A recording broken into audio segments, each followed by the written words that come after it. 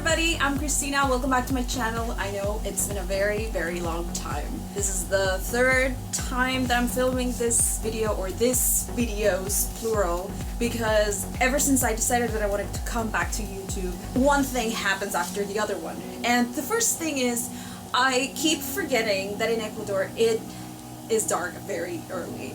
So because I got stuck 4 months in Boston where it was lovely. And I've been here for a week. And this week it's just like the sun didn't decide to work. The sun has been like, hey, you know what, Christy, you had a lot of sun in Boston. You're not gonna get any here in Ecuador. So every single time that I decided to film, I started filming and then the light would go completely out or off. And I was like, this video is ruined. I tried with my cell phone. I didn't like it. I tried using the light. It looked awful. I tried the next day, earlier. The battery was out. And I was just like, this is what happens when you don't plan. This is what happens when you only want to come back to BookTube and you don't plan it, or if you plan it, things go wrong. I've been wanting to get back to BookTube for, let's say, the beginning of the year. I knew that this year I wanted to come back. I know that I've been gone for more than a year and a half-ish. I can make a live update about that and why I left. Basically, I was busy doing what I love, theater. But then, when I was going to come back, and that was January, I was stuck with work, and then I got stuck in Boston. I went there at the beginning of March just to spend 2 weeks on holiday. Coronavirus happened and I got stuck there for 4 months. Lovely 4 months. I know that there are a lot of things happening in the world right now, and I feel very privileged saying this, but I think that being stuck in Boston was the best thing that could ever happen to me in many ways. And I know it was very stressful and I cried a lot, but at the same time I learned so much and I got to experience so many things even though I got stuck in a house. That's a story for a different day. I'm telling you all of this just so you know that this is the third time I'm filming this. I don't even know what things I've said or not, or I'm just a little bit confused. Third video, you didn't know, like you didn't have to know that, but I'm a little bit frustrated, so if that's what is showing in this video, now you know why. Today, I'm gonna film, you already know by the title of this video, and that is my book haul of 2020. And the irony is, I don't usually do book hauls because I don't usually buy physical books, because most of the times here in Ecuador, they're expensive. So whenever I travel to the US, I buy 1 or 2 or 3 because I'm like, yeah, that's how many books I can carry home. Well, I was there for 4 months. You know that I bought more than 3. I would have bought more, but I was like, Christy, you have to bring all of these books home at some point, like in this year. So I was like, okay, choose wisely. I'm gonna share with you the books that I got. By the way, I bought a new tripod and now you can see my bookshelves, or at least one of them. I am so happy that I can show it in the videos because I never could before. They were too far away or like not on frame. But anyway, let's go back to the book haul. So I'm just gonna go ahead, pick them up. I didn't want to pick them up before the intro just because it looks beautiful, and now it's about to go very like empty and I don't like it. So wait a second and I'll bring them. Let's talk about the books that I got or the people got for me during Christmas. And the only reason why I'm including the books that I got in Christmas 2019 in the 2020 book haul is because I never do book hauls, so I just want to have more books in the book haul. Please bear with me. First book that I got for Christmas was this one, A Tale of Magic by Chris Colfer. I've always been intrigued by Chris Colfer's book, Colfer. Anyway, just because he came out of Glee, I was so obsessed with Glee, and suddenly he was an author, and a very popular author, and just look at the cover. The cover is beautiful, and if you go and you open it, look at this. It's just so gorgeous. I read what this was about in Christmas and I was like, it's not really my cup of tea, and I just kept it because it's so beautiful, but I might give this away to my cousin that loves to read. and I think it's more age appropriate because I think this is middle school. I think this was from my grandma, but this is The Cruel Prince, and I'm so excited to read this. Only because of all of the fan art that there is out there in the world. Oh my god. The fan art of The Cruel Prince is so pretty. I don't know what this is about. I don't want to spoil myself. The only thing that I know about The Cruel Prince is that all of the characters are mean or bad or in bad shape. Like, they're not good characters. And I'm very intrigued by that, because usually you have one villain, but apparently all of the characters are villains. Oops. Here, I don't know, maybe I'm wrong, but that's what I heard. And I was supposed to read this when I came back from Boston in April. I didn't bring it with me to Boston because I was like, oh no, I'm gonna read something else there, and then when I come back, I'll get this baby. And it didn't happen, so this one is right, like, up there in my TBR, on my TBR, you know. The other book that I got for Christmas, and I think this was from my father, or maybe it was from me, Thunderhead by Neil Shusterman. And I got this book, I picked it, so that's why I don't know if my father gave it to me or I did. But I read Scythe at the end of December and at the beginning of January, and I became obsessed. I hadn't read a book that I was so obsessed about, that I loved so much for so long, and I was in a very, very bad reading slump for 2 years, or almost 2 years, that Scythe felt like a fresh air, you know, like a breath of fresh air. And I was like, I need the sequel, so I got it just to have it ready for after I finish. Did I read it or listen to Scythe? I don't remember. The sun has praised us. Oh my god, yes! That means that I get more time to film.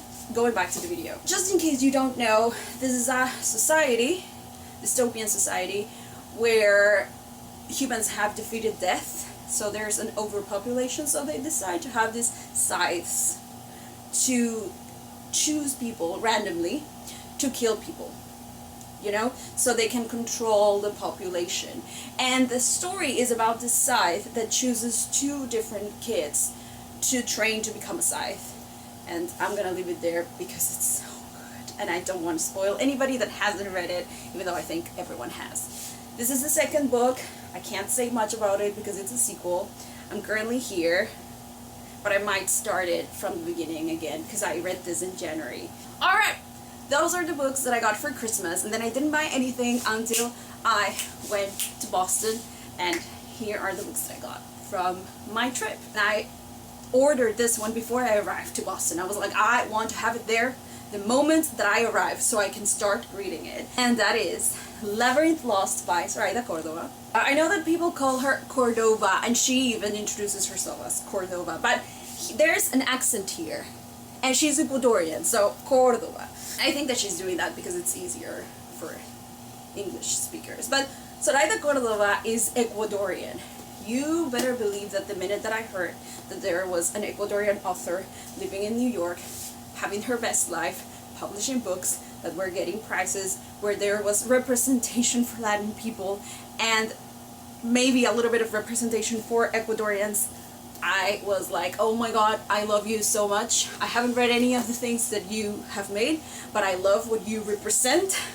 So I want to read everything you've published. So I decided to start with Labyrinth Lost. I read this every single time that I went to the beach, or I went to a park, or I was just outside somewhere reading. But Labyrinth Lost is about a family. I presume they are Ecuadorians, even though I don't think it's specified. I don't think so, but Zoraida has said that it's based on her family. So we're gonna say they're Ecuadorians, alright? Let me have this one, because there are never, ever Ecuadorian characters, alright? And Ecuador is mentioned, I think, once in the book. So this is about a family of brujas, which are like witches, but in Spanish. And the main character, Alex, just discovered that she has like this very strong, powerful magic type, and she wants to get rid of it, and in the means of getting rid of her magic, she vanishes all of her family to the underworld. To the underworld. And well, it's Zoraida's underworld. It's like this place. It's called Los Lagos, and one of the things that I love the most about this is that there's a place called Las Peñas, and for all of you who are from Ecuador watching this, you know that we have a neighborhood that is very important in our city called Las Peñas, and Zoraida confirmed that she picked that name because of our neighborhood, so I'm just like, yes! So just like having that little representation over there means the world to all of us. The next book I got was the sequel to Labyrinth Lost, and that is Bruja Born. I don't know anything about this book, only that it's about one of the sister's main character, like the main character's sister. So Alex is not the main character here. Lula is the main character here, so her sister. Then I got another Zoraida book, and it's funny for me because when I bought my ticket to Boston for the beginning of March, I was like, oh man, Zoraida is going to release a new book that has this beautiful cover, and it's based on like Spanish Inquisition. And I was like, oh, I wish I could have it, I wish I could order it, but it's going to be released in April. Well, it was April, I was still there, so of course I got it. Silver linings. I had to stay positive while I was there with no date of coming back home, so this was one of the things that kept me positive, like, oh, I'm looking forward to Zoraida's book, I'm looking forward to going to see the sakuras by the river, things like that. Look at this cover, it's gorgeous. I've come to realize that I don't want to be spoiled with Zoraida's books, it's better to go in there without knowing, so I'm gonna put it down, and I'm not gonna tell you what it is about, but I'm gonna put the link down below for the Goodreads description so you can go ahead and look for it.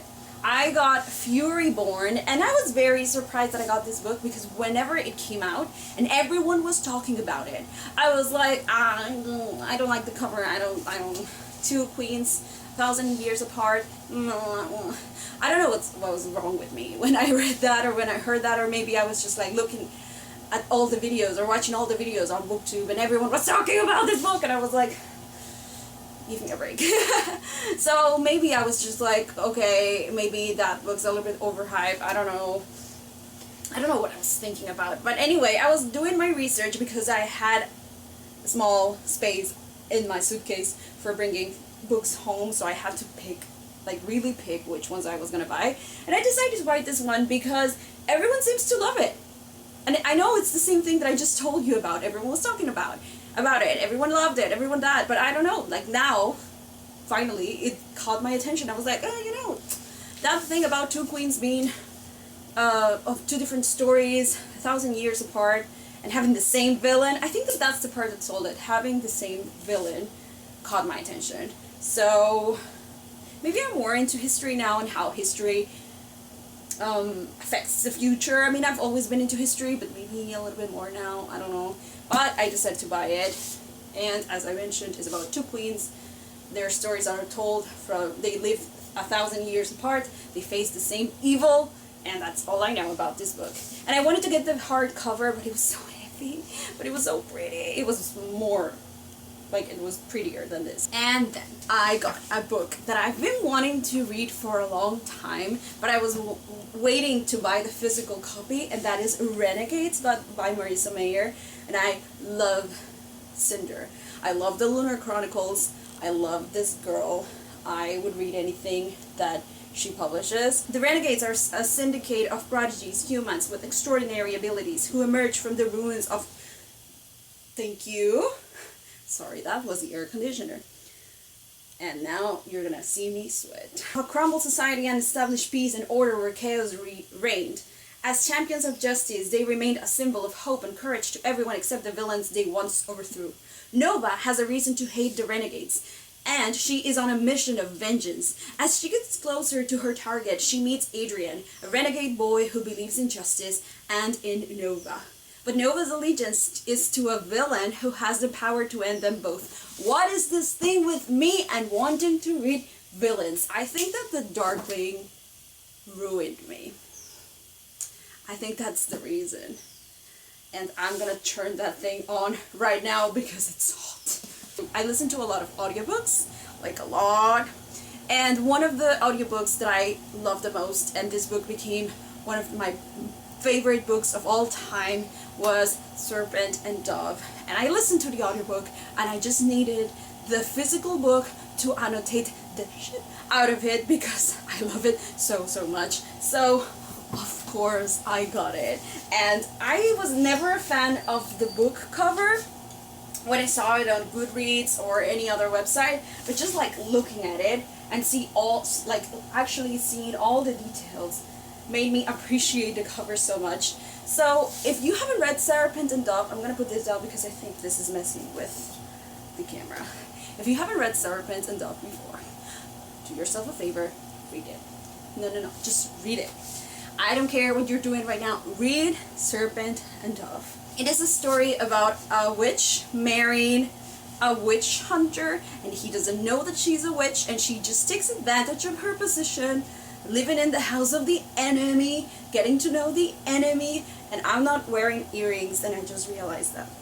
Great. And it's very, very interesting in so many levels. First of all, the characters. All of the characters are amazing, and our main character, Louise, is so sarcastic and so amazing, and I love her so much.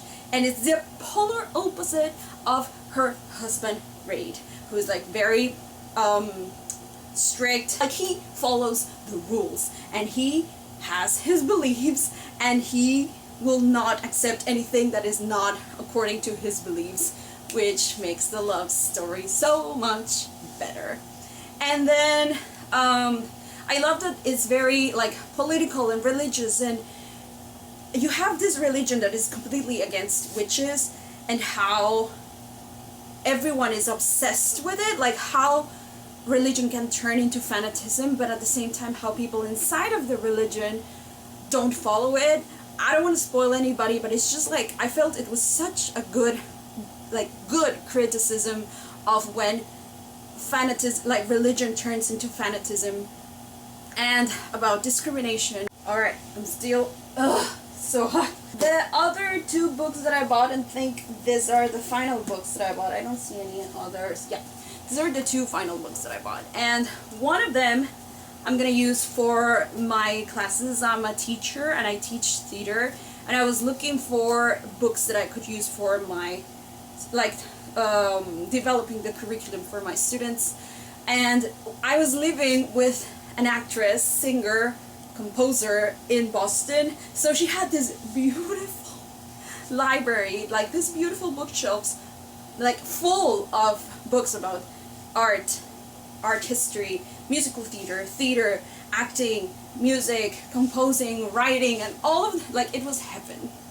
All of it was perfect. So I decided to just choose one of the books that I used to plan the curriculum, and that was to buy it, and that was The Actor and the Target. I haven't finished it. I'm using it for the classes. It's good so far, and I'm just gonna buy all the other books online, like digital copies. But I wanted one that was like an actual book that I could highlight and read and all of that, so I got this one. And the last book that I bought, and I think this is the most important book that I bought, was Reinventing Your Life by Jeffrey E. Young and Janet S. Klusko. So my friend was reading this book, and she was like, Christine, you have to read this book. It's so amazing. It's like they're gonna read your mind and what things your family and society has imprinted on it, and just like break it through and just like break it apart, put it back together, and you're gonna have a better life. And I was like, what are you talking about? So this book is about life traps, and I'm just gonna tell you I'm gonna read the life traps so you understand what this book is about. These are the life traps. If anything resonates with you, buy the book. So, the 11 life traps, briefly, I'm just gonna name them. Abandonment, mistrust and abuse, dependence, vulnerability, emotional deprivation, social exclusion, defectiveness, failure, subjugation, unrelenting standards, entitlement, and that's it. And entitlement. I'm really excited to read this. I just read the part of the life traps, and I was like, oh my god, this is what society wants us to think, and this is us finally discovering what we can be without all the different rules that society and family and everybody and the TV and movies and all that put it in your brain.